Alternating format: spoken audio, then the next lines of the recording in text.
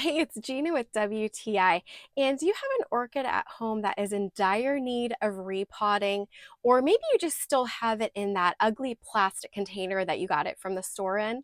When I saw this beautiful orchid ceramic pot from HERDUK, I knew that that was exactly what I needed as the incentive to finally repot my orchid. This is so beautifully handcrafted, and I was instantly drawn to the design on it.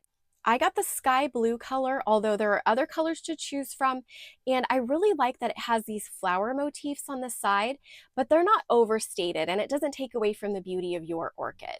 This has a lot of cutouts in it to make sure that your orchid is getting good airflow, and it comes with a drainage plate so it can catch any of the little droplets that may still be coming out of the pot after watering.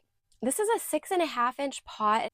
The pot itself is lightweight, so you don't have to worry about it being super heavy when it's time to water or move around. No more excuses for why you haven't repotted your orchid plant. This is the perfect choice, and that's my point of view.